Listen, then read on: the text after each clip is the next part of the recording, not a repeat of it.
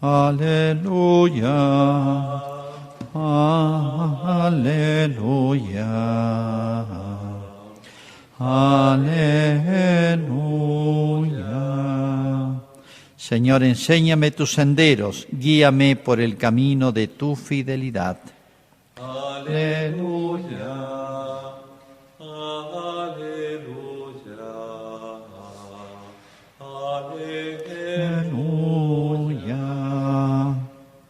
El Señor esté con ustedes. Y con tu espíritu.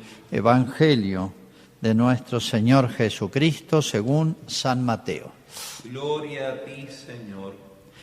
Jesús dijo a sus discípulos: no piensen que vine a abolir la ley o los profetas. Yo no he venido a abolir, sino a dar cumplimiento. Les aseguro que no quedarán ni una i ni una coma de la ley sin cumplirse antes de que desaparezcan el cielo y la tierra. El que no cumpla el más pequeño de estos mandamientos y enseña a los otros a hacer lo mismo, será considerado el menor en el reino de los cielos. En cambio, el que los cumpla y enseñe será considerado grande en el reino de los cielos. Es palabra del Señor. Gloria a ti, Señor Jesús. Bien, continuando con las reflexiones sobre Cristo en la Eucaristía, en esta novena, vamos a centrarnos en uno de los tantos aspectos que es Jesús presente en la Eucaristía como apoyo, consuelo, sostén, fortaleza en los momentos difíciles y sobre todo en los más difíciles, que es el del martirio. Nosotros sabemos que ahí está Jesús presente, pero la vida cotidiana fácil, rutinaria, a veces no nos hace ver del todo esta gran verdad. Uno a veces nos pasa así, valora la presencia de los padres cuando ya no los tiene, se da cuenta de lo que ha significado. O valora, qué sé yo, tener un techo, una casa cuando no la ha tenido. O tener un poco comida cada día y una familia entera, tener la seguridad de que va a haber comida para todos cuando no la ha tenido. Ahí se da cuenta y lo valora más. En general, valoramos las cosas cuando no las hemos tenido, ¿no? No nos damos cuenta si todo va bien. A veces no nos damos cuenta, por ejemplo, lo que significa tener las dos piernas, hasta que vemos una persona en una silla de ruedas sin piernas. O lo que es tener la vista, hasta que vemos una persona que es ciega, que ha perdido la vista o nació sin ver, ciego de nacimiento. Bueno, y así tantas cosas, ¿no? No nos damos cuenta de lo que significa a veces la paz hasta que escuchamos a alguien que ha estado en tiempos, en lugares de guerra. Y a veces guerras atroces, terribles y que duran años. Y no nos damos cuenta de lo que significa la tranquilidad. Bueno, digo todo esto porque hay muchas cosas que nosotros decimos, sí, ya sabemos. Ahí está Jesús, sí, ya lo sé. Y todos los que tienen fe, sí. Pero a veces no descubrimos la profundidad o el significado profundo de esa presencia. Voy a contar algunas historias para que lo apreciemos más. En todos los primeros siglos de la Iglesia, en que el cristianismo era perseguido, y nosotros no tenemos idea de lo que significa que la adhesión a Cristo, la adhesión a Dios y la mínima manifestación pública podía ser denunciada y tenía penas gravísimas que llegaban hasta la pena de muerte. Estrictamente tenía pena de muerte, podrían haber atenuantes. Y muchas veces esa pena de muerte era atroz, porque se usaba a veces para diversión del pueblo, echarlo en los teatros, en los circos, a las fieras. ¿Se imagina lo que es ver a tu hijo, o a tu padre, o a tu hermano, o a tu madre ahí echado los leones? Uno escucha esto y no se da cuenta porque la verdad es que no lo hemos vivido ni lejos, ¿no? Pero bueno, conocemos el caso de San Tarcisio, ese cuentito que todos los niños escuchan cuando avance la comunión o en el catecismo, este joven adolescente que justamente se dedicaba a llevar la comunión ¿a quién? A los que iban a morir en esos días. Los que tenían pena de muerte se los reunía y se esperaba a veces en los grandes espectáculos para que esas muertes sean un espectáculo para el público. Bueno, San Tarcisio, un adolescente, pensó que iba a pasar desapercibido, le llevaba la comunión. ¿Por qué? Porque admitían visitas. La ley romana permitía que se visitara a los condenados a muerte en los últimos momentos. Entonces, la visita más grande que podían recibir era la de la Eucaristía. Entonces, a escondidas, les llevaban la hostia para que pudieran comulgar. Ahí, ya casi saliendo al martirio. ¿Se imagina lo que es estar próximo a salir a esos teatros con las fieras? Lo que significaba para ellos esa última comunión o esas últimas comuniones. Creo que valorarían de una manera extraordinaria esa presencia viva y real de Cristo. Otro caso, hay muchísimos en la antigüedad, estoy hablando de los primeros siglos de la Iglesia. Tal el acta levantada por algún oficial de justicia.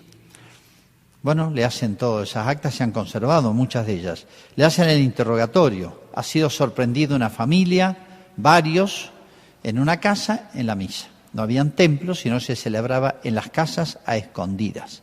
Bueno, alguien denunció, se enteraron las fuerzas y los ponen presos.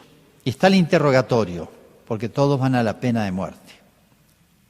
Y entonces, uno por uno, les preguntan, ¿ustedes no sabían que esto está prohibido? Sí. ¿Y por qué lo hacen? Bueno, es más largo el interrogatorio, pero... Y al dueño de casa, usted arriesgaba su vida y de toda su familia. ¿Por qué lo hicieron? No entendían. Y hay una respuesta hermosísima, y que en ese contexto hay que ubicarse para entenderla del todo.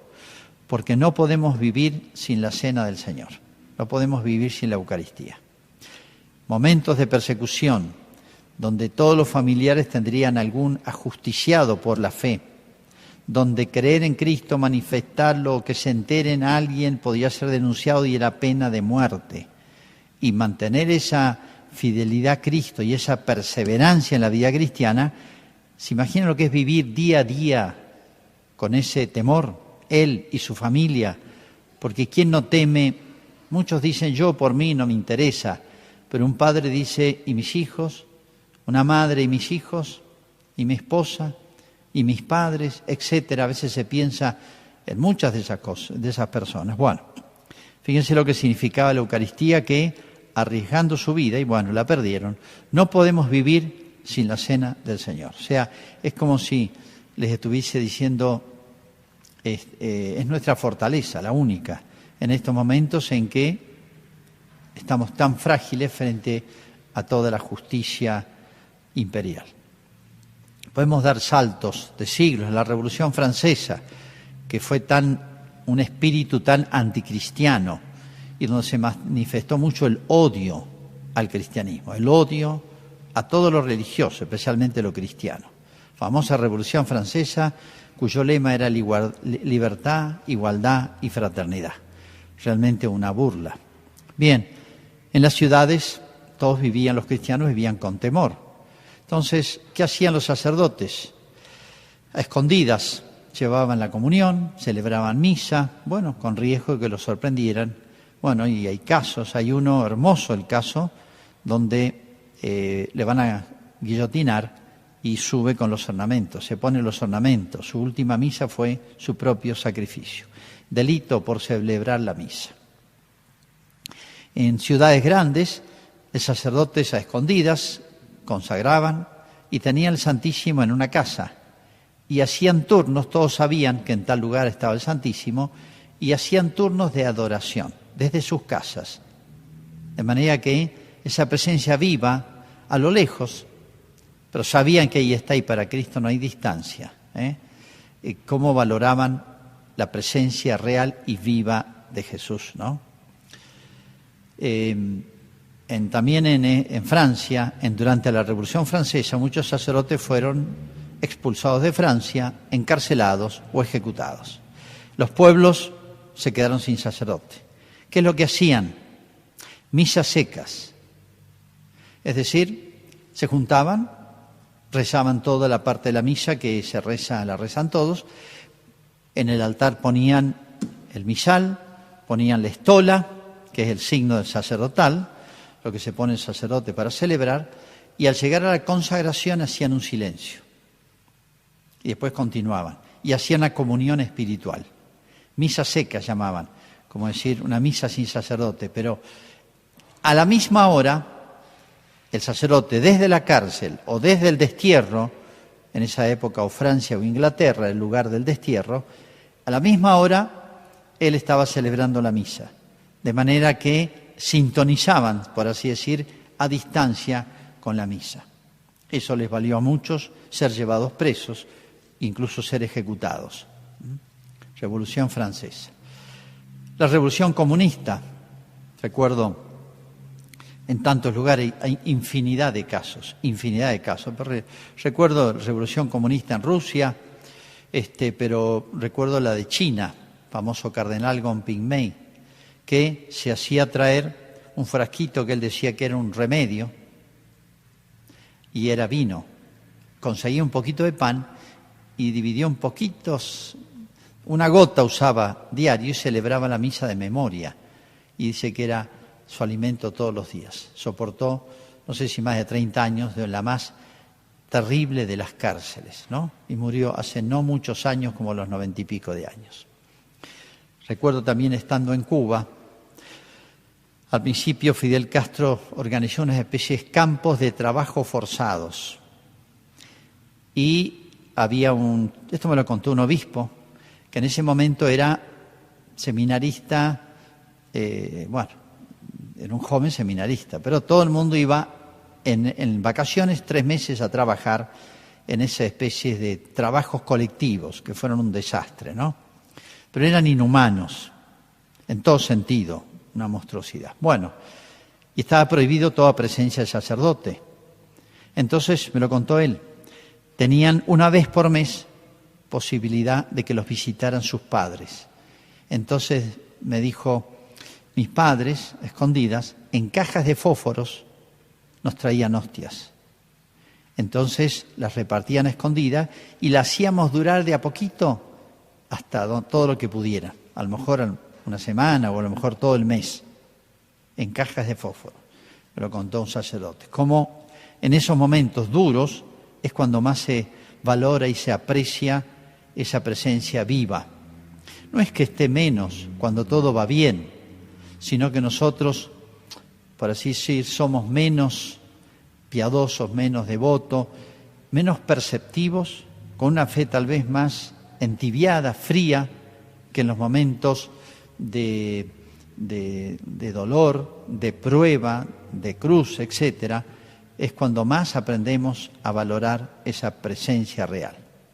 Los 300 primeros años, la Iglesia en casi todo el mundo donde se extendió era perseguida y tenía pena de muerte. 300 años, así nació la Iglesia. Se puede decir habituada a las pruebas, a las cruces y al martirio. Y es cuando más valoró y descubrió la Eucaristía. Ojalá que no tengamos que llegar a eso para apreciar y valorarla, pero pensando en estos casos y poniéndonos en su lugar, que nos presten, que nos contagien su espíritu para poder valorarla en estos tiempos de relativa tranquilidad.